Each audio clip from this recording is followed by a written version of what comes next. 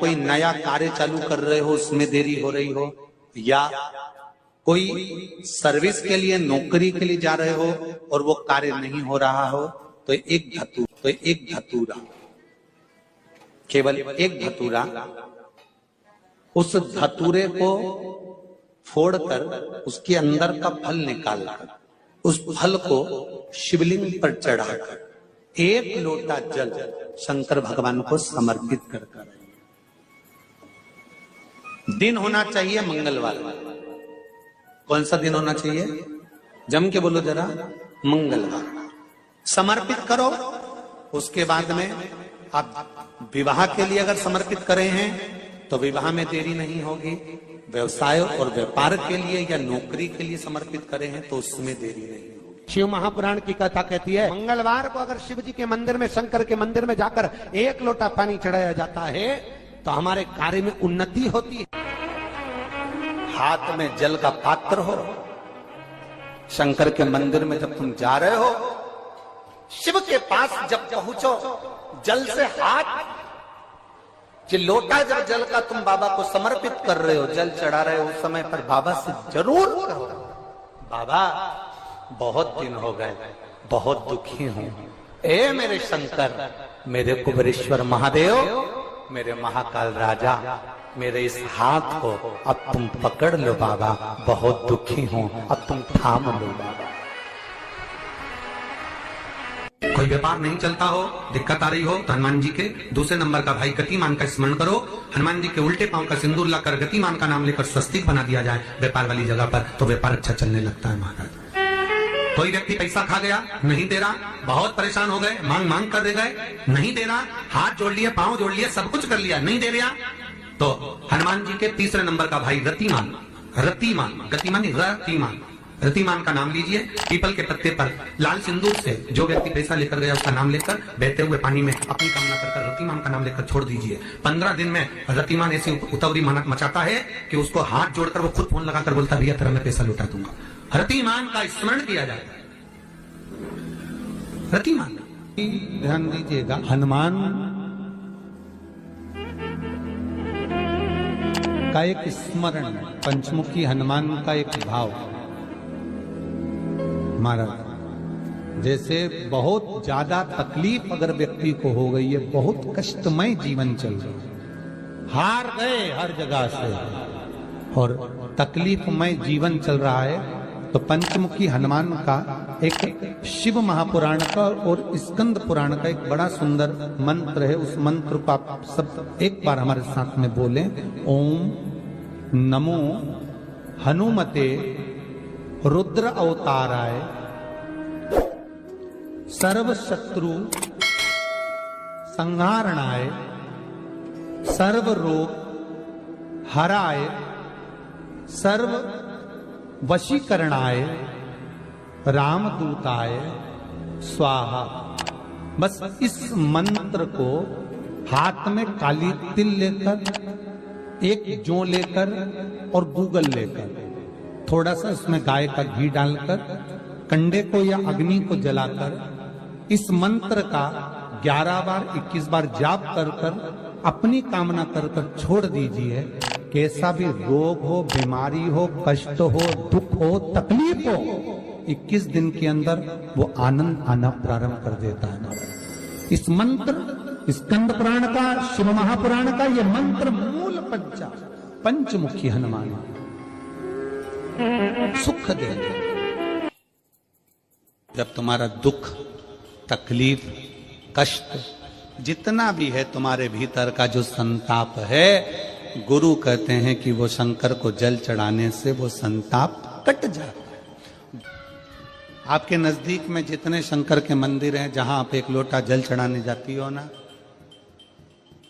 एक लोटा जल चढ़ाने के लिए शंकर के मंदिर में जाती हो तो घर से जब एक लोटा पानी भरो,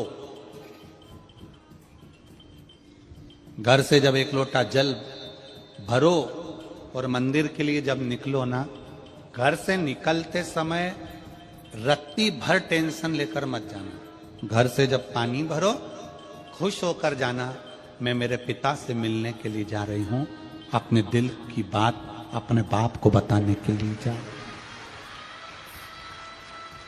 दिल से जाना।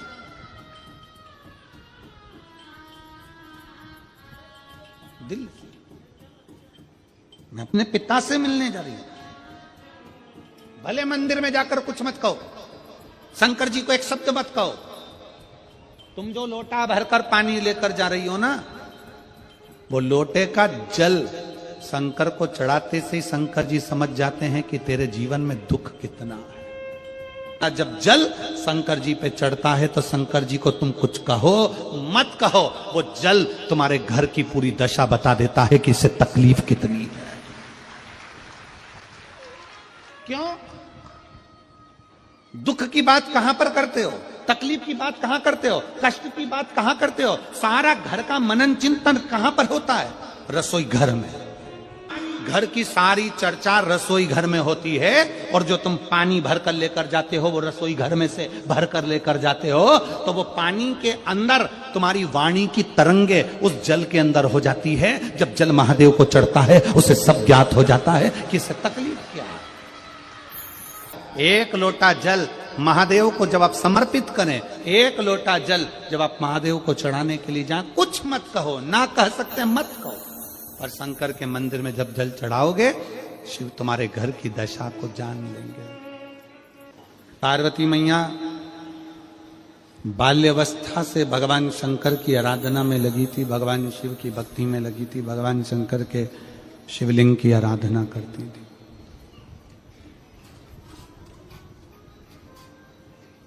शिवलिंग आराधना का पुण्य पार्वती माता को मिला, शिव पार्वती जी को प्राप्त हो।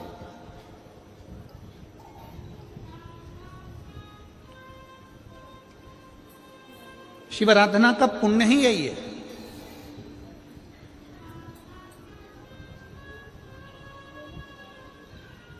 देवता में, देव में और महादेव में एक बहुत बड़ा अंतर है।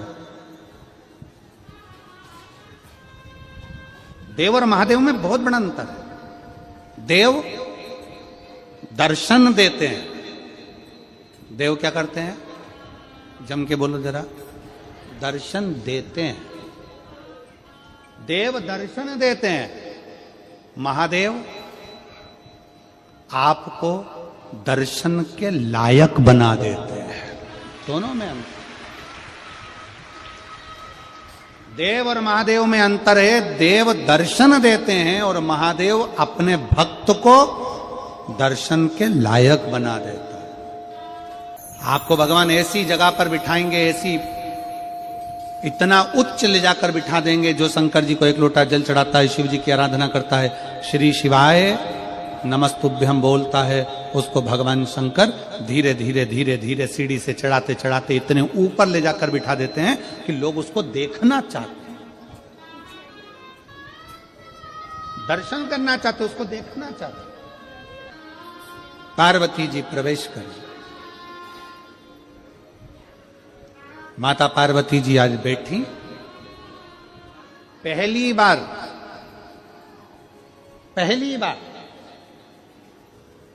विवाह कर कर माता पार्वती जी अपने कैलाश धाम पर आई थी, और माता पार्वती जी ने पहली बार भगवान शंकर के विवाह होने के बाद पहली बार पार्वती जी ने शिवलिंग का निर्माण किया, पहली बार।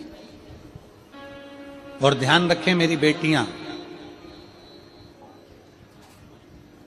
ध्यान रखें मेरे बेटाएं, मेरी माताएं इस बात का ध्यान रखें, बेटियां ध्यान रखें, मेरी माताएं ध्यान रखें, मेरे भाई ध्यान रखें। जिस दिन तुम्हारा मन करे, जिस दिन तुम्हारा दिल करे, उस दिन घर में पार्थिव शिवलिंग का निर्माण कर लिया। जिस दिन तुम्हारा दिल कर जाए कि आज मेरा मन है मैं पार्थिव शिवलिंग बनाऊं, गमले में से मट्टी लो, खेत में से मट्टी लो, जहां से मट्टी ले सकते हो। घर के बाहर कोई गमला हो, बगीचा हो, शहरों में जमीन पर कहां मट्टी ढूंढने जाओगे? तुम्हारे को गमले लगे रहते हैं, उसमें से मट्टी ले लो, पर छोटा सा पार्थिव शिवलिंग का निर्माण।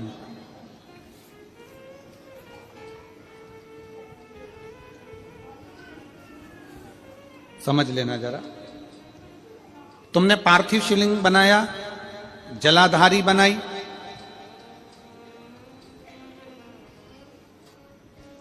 पूजन कर लो, जिस दिन तुम्हारा मन करे।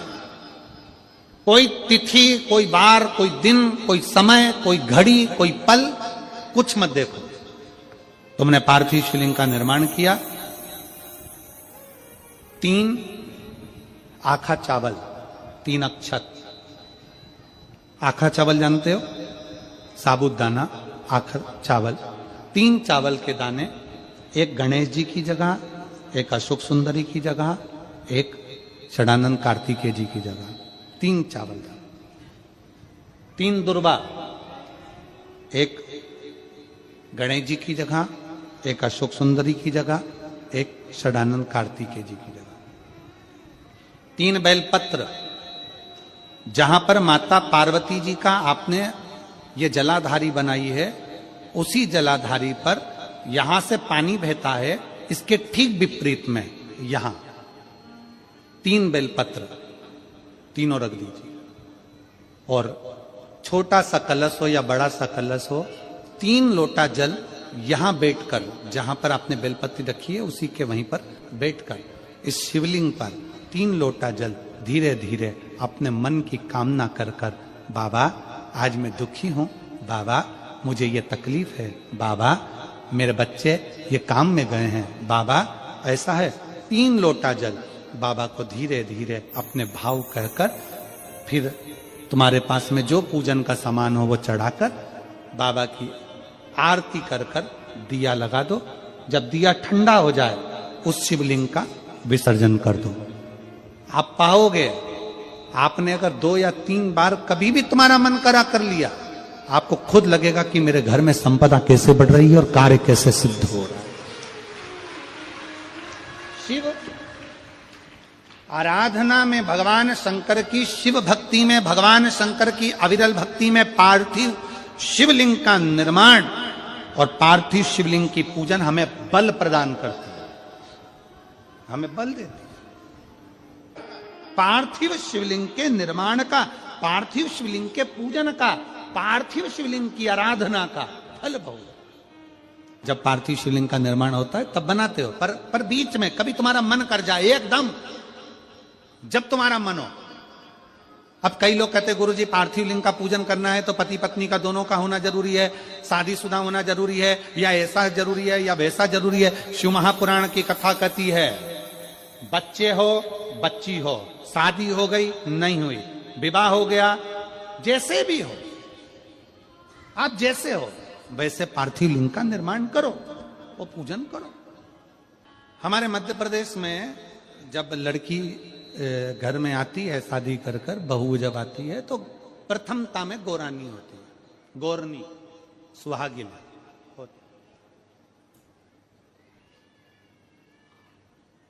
गोरनी होती है, सुहागिले होती है। किस लिए होती है? कोई तुमसे पूछे शादी के तुरंत बाद ये बहू को बिठाकर गोरनी सुहागिल क्यों करी जाती है? शिव महापुराण की कथा कहती है शंकर भगवान के शिवलिंग को बनाकर माता पार्वती जी ने पूजन कर कर शिवलिंग में से ही सिंदूर लेकर अपनी मांगों में भरा है। आज भी सुहागिन में, गौरनी में ऐसा बनाया जाता है और उसके अंदर सिंदूरा दिया जाता है। उस सिंदूर को लोग अपने मांग में भरते हैं। इधर भरते कि नहीं भरते वो हमें नहीं मालूम, भरते हैं इधर भी, ठीक, आज भी भरते हैं। कई लोग कहते हैं वो गौरनी है, कोई कहता है वो सुहागिन है, कोई कहता है वो गौरानी है। शिव महापुराण की कथा कहती है ये पहली पूजन मेरी माता पार्वती जी ने अखंड सौभाग्य के लिए करी थी, इसलिए आज भी पहली बार शादी करने के बाद पार्वती जी पहली बार इस पूजन को करी थी। आज भी शादी के बाद सुहागिनें घरों में होती हैं, जब बहू प्रवेश करती है उसके बाद आज भी करते हैं। ये सब पुराना है, उसको आज लोग नए में ले लें कि भाई सुहागिन है, गौरानी है। ये आजकल वो पुराना शंकर के शिवलिंग की आराधना, शंकर के शिवलिंग की पूजन, भक्ति।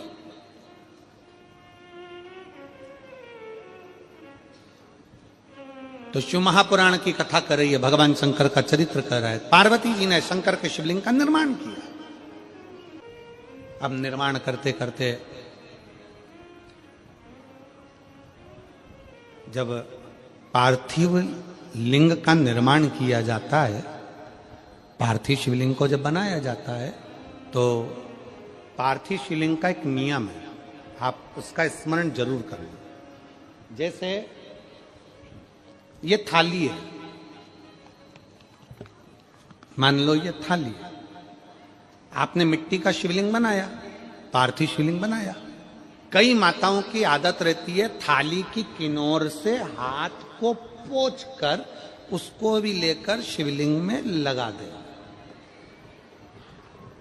कई मेरी जीजियों की, कई मेरे जीजाओं की, कई मेरी माताओं की, कई मेरे बेटियों की, कई मेरे बेटाओं की आदत रहती है। समझ में तो आ रहा है ना कि थाली बुलवाऊं?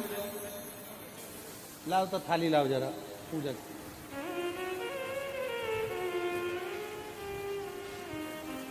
उठा लाओ, ऐसे ऐसे लिया।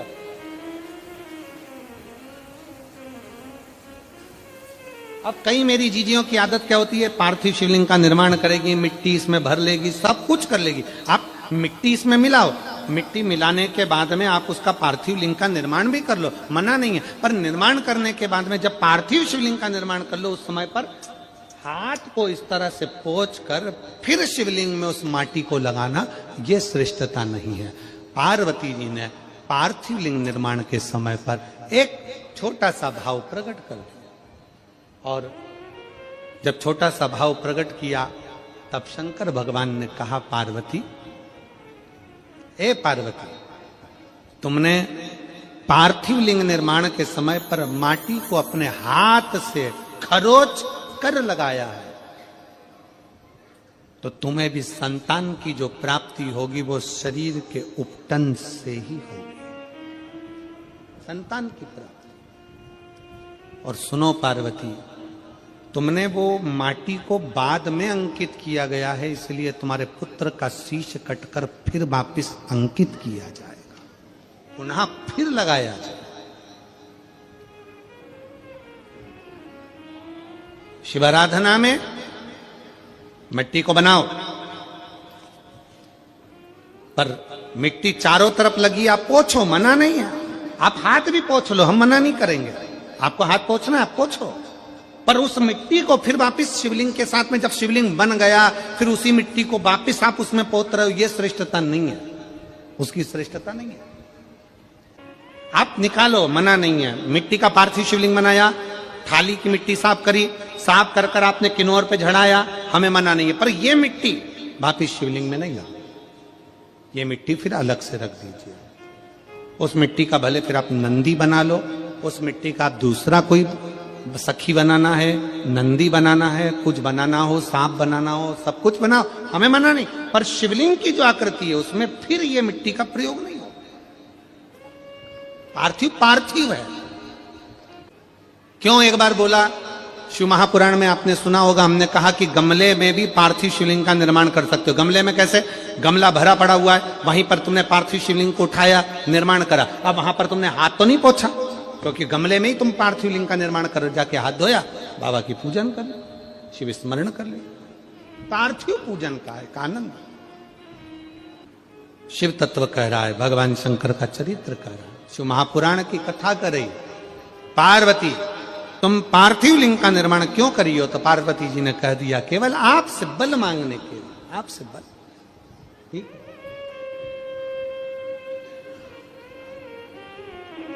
शिव कथा कह रही है, भगवान शंकर का चरित्र कर रहा है। अभी आपको कथा में कहा था, देव और महादेव दोनों में अंतर होता है। देव दर्शन देते हैं और महादेव अपने भक्त को दर्शन के लायक बना देते हैं। शिव में, देव में और महादेव में अंतर है। दिल से, हृदय से शिव की भक्ति का स्मरण होना चाहिए। जैसे आप कहीं पर भी रहो, मन से जहां भगवान शंकर है उनका स्मरण करते रहो।